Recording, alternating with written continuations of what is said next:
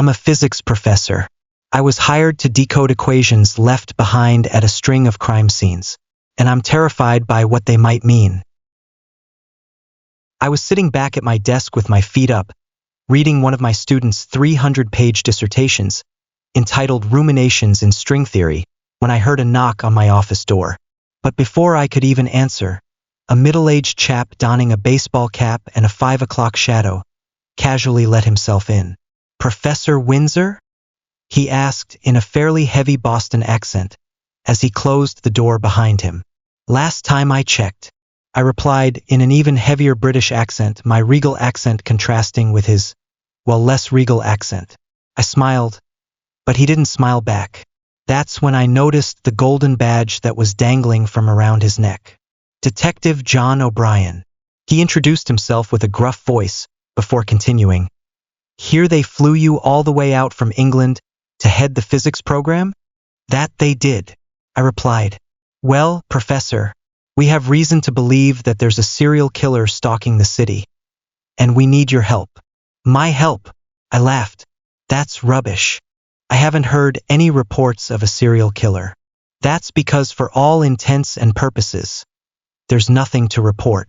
The people he kills are from the outskirts of society. No IDs, no family, and based on how he's killing them, the department's decided to keep it under wraps." "How's he killing them?" I asked, confused by where he was going with it. That's when he reached into his pocket, removed something, and tossed it onto my desk. "Found this on his last victim." I put on my spectacles and took a closer look.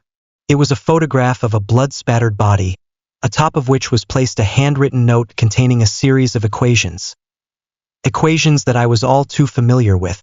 "Physics," I said. "I see your killer fancies himself something of a science enthusiast. We're fairly confident that these are clues to his next murder, and we were hoping that you might be able to help us decode them." "How many have there been?" 10 so far, and we think there are only 2 left." "What makes you think that?" "He wrote us a letter. Apparently each death represents one of the 12 basic laws of physics, and after the 12th, he plans to disappear." "Which laws are left?" "Well, there were 3. The 3 laws of motion. But your buddy here," he said, pointing to the photograph. "He was the first of the 3. Inertia. The last 2 are acceleration and action-reaction." I interrupted, finishing his sentence. "And that's exactly why we need your help, Professor." I laughed. "Despite the stereotype, Detective O'Brien, I'm afraid this British chap is far from a sleuth, and I really must be getting home. I wish you the best with your investigation Listen, Professor," he interrupted. "I'm just going to be straight up with you. This wasn't my idea getting you involved, but the chief's got it in his head that someone like yourself, an expert in your field, could help us find this guy. So do it or don't do it. Either's fine by me. It's my job to find this sicko either way. Just let me know, so I can get back to work." He had given me an out which I happily accepted. "Well then, if it's no skin off your back, Detective, I'll have to regretfully decline," I said decidedly before throwing on my overcoat and gesturing to the desk. "As you can see, I have far too many papers to catch up on." He started to open his mouth, as if he was about to argue, but stopped himself, before tossing his business card onto my desk and saying, "Call me if you change your mind." And with that, he simply shrugged his shoulders and walked out of my office, the door slamming behind him. I honestly didn't think much of the encounter at the time, and, by the next day, I had already forgotten about it, much too preoccupied with what was now a heaping pile of dissertations on my desk. "Ryan Murphy," I said aloud rather unapologetically, as I picked up the report at the top of the stack, trying to recall which of my students he was. After all, there were countless students in my classes that year, let alone over the years. How was I ever supposed to remember them all? After reviewing Ryan's paper, I marked it with an F, before muttering a single word under my breath: "Rubbish." I took a deep breath and reached for the next report, but before I could, something caught my eye on my bookshelf. It was a copy of Sir Isaac Newton's Principia Mathematica published in 1687, and containing his 3 laws of motion. The book immediately brought me back to my conversation with the detective. For a moment, I sat there, wrestling with the decision to entertain O'Brien's invitation, or forget it altogether. Well, fuck me, I thought to myself as I leaned back in my chair and let out a conflicted sigh, eventually caving in and picking up my mobile phone. Fuck it. Ring, ring, ring. O'Brien, he answered in his thick Boston accent. Evening, detective. It's Professor Windsor. What happened to regretfully declining? He replied with a smug smile on his face that I couldn't see, but knew was there. I simply replied, send me the equations. Later that night, whilst treating myself to a cheeky drink at the Irish pub that was conveniently located below my flat, I stared down at my mobile phone, desperately trying to make some sense of the killer's puzzle. They were physics equations for sure, but they didn't make any sense. The killer was surely familiar with science, but had purposely arranged the symbols in a haphazard way, as if spelling something out with them. What the fuck could these equations, in combination with one another, possibly mean? I wondered, as I took a sip of my stout. At the time, pubs in the States weren't necessarily known for the quality of their stouts, but this one was a special kind of foul. Nevertheless, I drank it anyway, the closest thing to a taste of home that I was going to find. What's that symbol for? The patron sitting next me interjected, in yet another heavy Boston accent. Instinctively, I moved to cover my mobile phone, assuming that he saw the clue, but I quickly realized that he was actually pointing to the patch on my sweater. Oh, this, I replied. It's for Tottenham, where I'm from. Or its team, I should say. What kind of team? Football. You a Pats fan? He asked. Oh, not that football, I began, before realizing that it wasn't worth attempting to explain to him that, to the rest of the world, football was actually played with your feet. Tottenham's in England. Yes, sir. Your English accent. It's pretty subtle. Well, I spent some time in the States as a kid. They got snow. Like this over there? He asked, pointing out the window to the falling snow, which had now amounted to about an inch. The first inch of what was predicted to be one of the worst blizzards on record. Not like this, I replied with a smile. How long you been here? Just a year now. Well, fuck. Welcome to Boston, he said, before turning to the bartender. Hey, Danny, get my friend over here a beer on me. Cheers, mate. But despite the friendly gesture, I couldn't help but still feel melancholy, empty, alone. It had been a year since my fateful voyage across the pond, but I still couldn't help but feel haunted by the life I left behind. I spent the rest of the night frantically attempting to solve the killer's riddle, eventually passing out on the floor with my mobile phone on my chest, my body unintentionally resembling the photo of his last victim. When I woke up the next morning, it suddenly hit me. Somehow, after a night of banging my head against the wall, the clue suddenly made sense. Acceleration, I said aloud, remembering the theme of the next murder. And an equation for gas, PV equals nRT. That's it. He's gonna strike someone with a vehicle.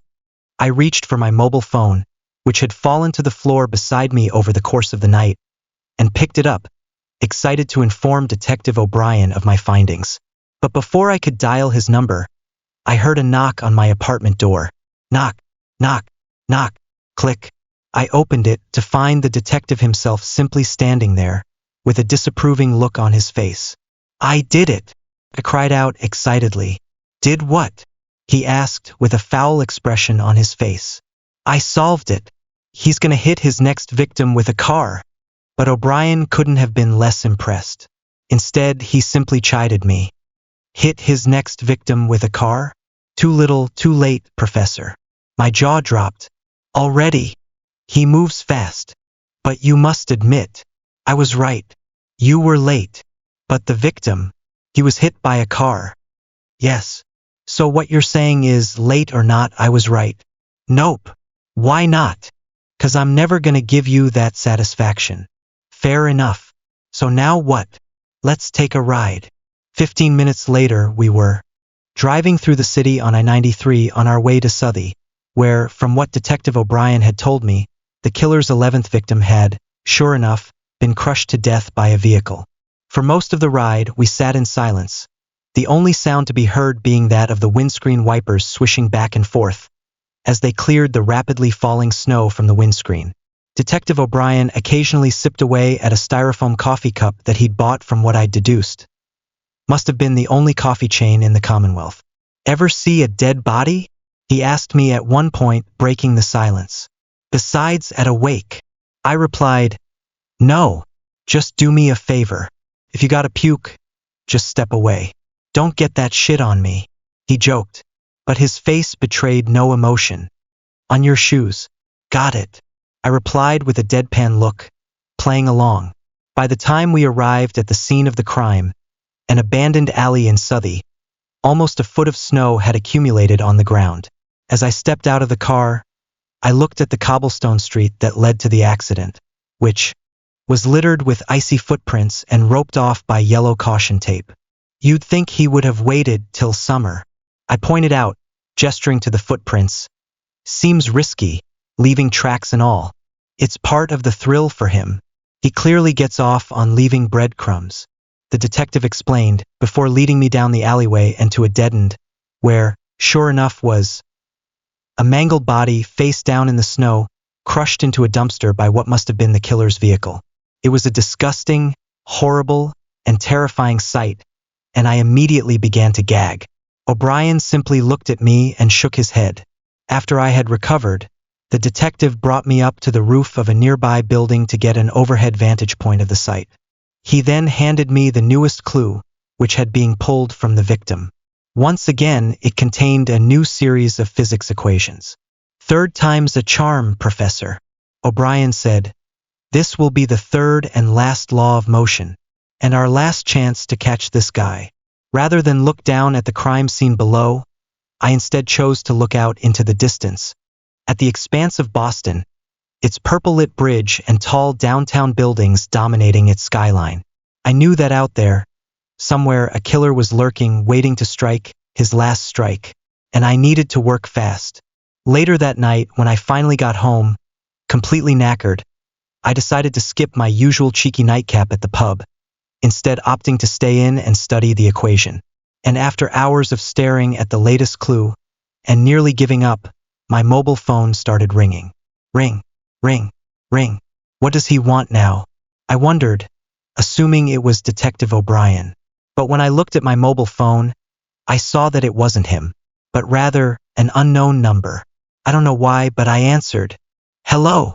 For a moment, I heard nothing but silence, and was about to hang up, until suddenly, the killer spoke, in a hauntingly calm, nondescript voice. "I'm watching you, Professor. Please, by all means, continue your investigation. Remember, no great discovery was ever made without a bold guess." He taunted, ending with a quote from Sir Isaac Newton himself. And then, click, he hung up. The very thought of such a cryptic encounter caused my stomach to drop and my mind to begin racing. How did he know about me? I wondered.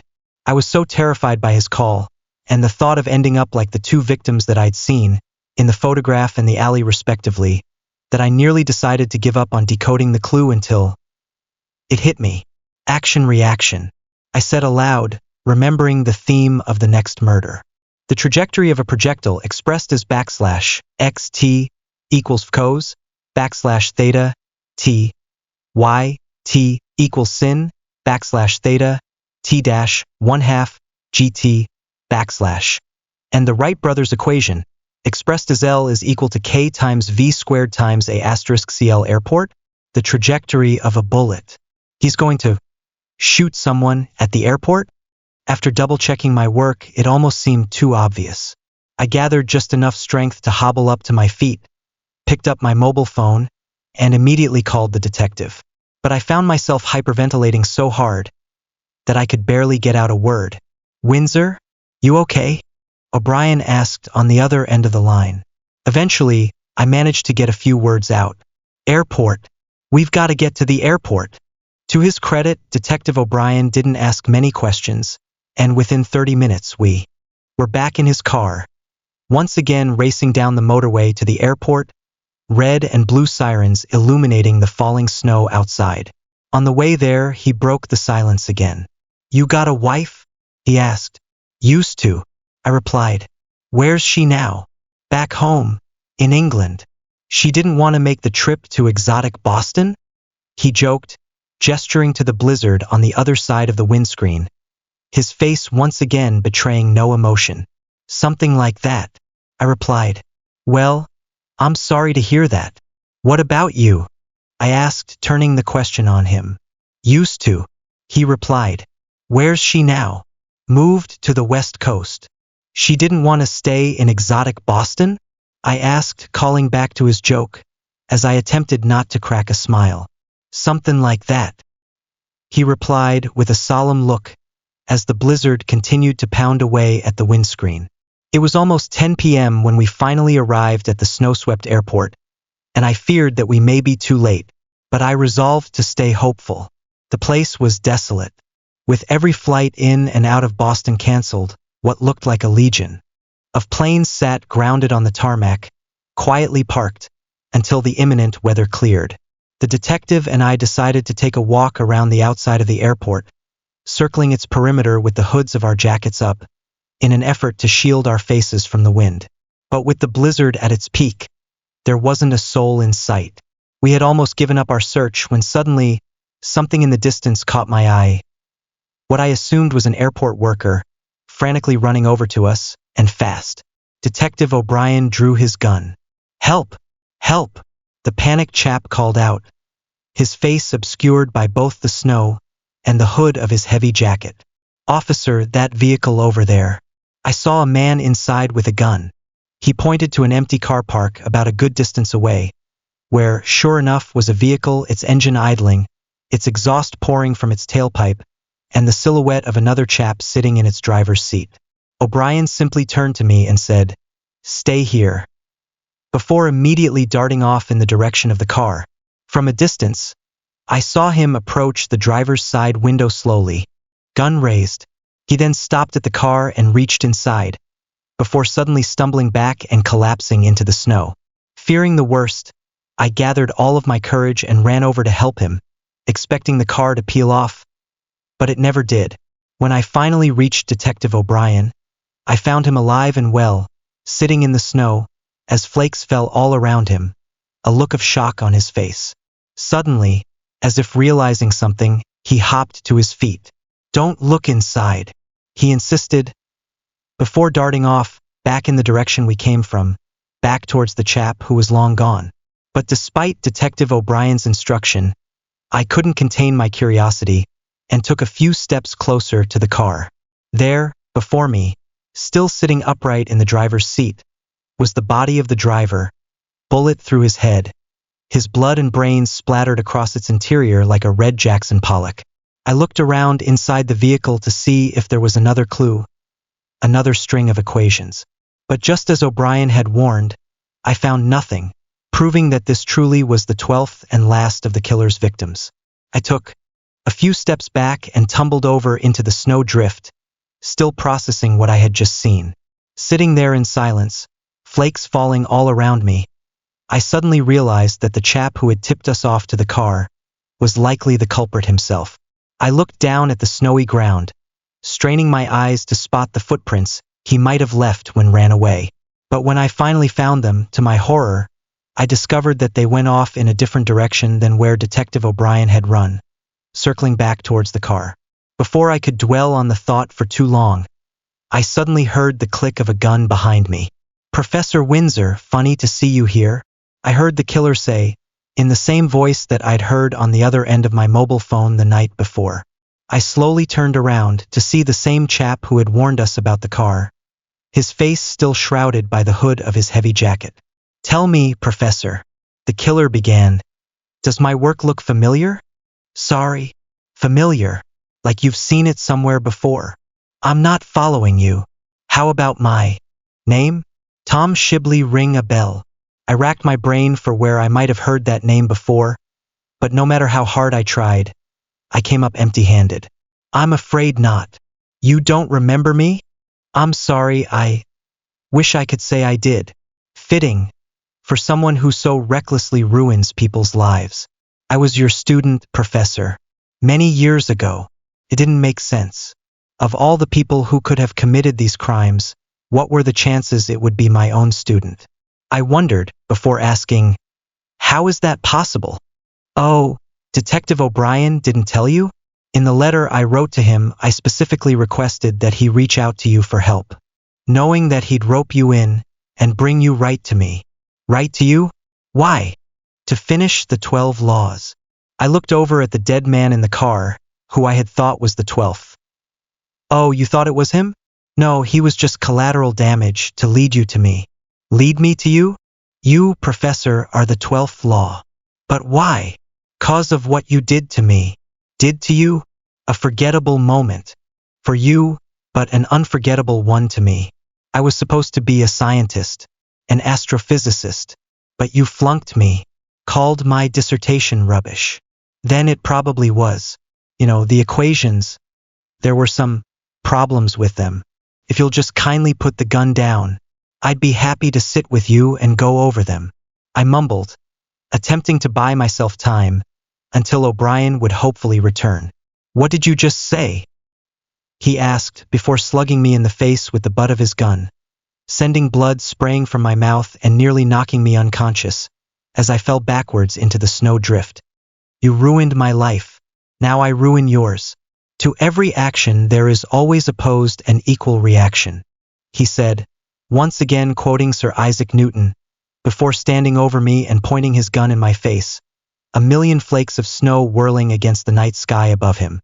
In that moment, as I lay there, shaking from both terror and the bitter cold, I resolved to die right then and there.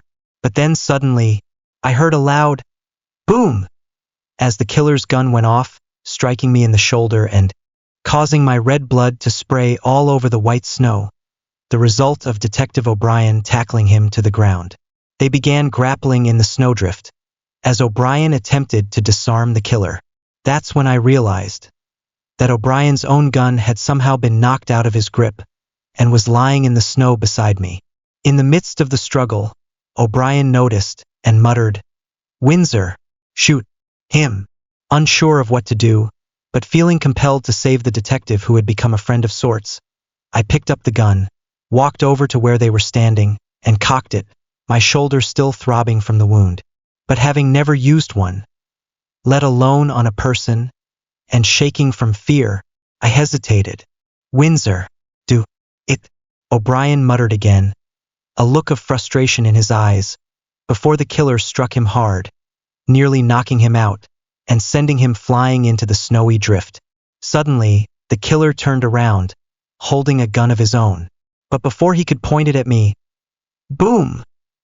I fired, the gun's recoil causing my shoulder to jerk back in pain, the impact of its bullet in his chest, causing his hood to fly back. That's when I saw his face. Just a regular-looking chap, with features as nondescript as his voice. Sadly, I still didn't recall teaching him, or giving him that F so long ago. Suddenly, blood began to pour from the killer's mouth, as he tried to will himself to say something, but before he could do so, his eyes rolled back in his head, and he fell back into the snow drift, directly beside O'Brien. I looked down at the detective with wide eyes, unable to comprehend what I had just done, and tried to bring myself to say something, anything. But in the end, the only words I could muster were, action-reaction. Detective O'Brien simply looked at me with wide eyes of his own, equally unable to comprehend what I had just done, before looking down at the killer and removing the gun from his icy grip. Then O'Brien turned back to me. "All right, fine, you were right this time," he said, briefly smiling for a moment, the first time I'd ever heard him say or seen him do such a thing respectively, before putting his and the killer's weapons away and reaching for his radio. The next day, Detective O'Brien visited me at the hospital and took a seat beside my bed, as I recovered from surgery.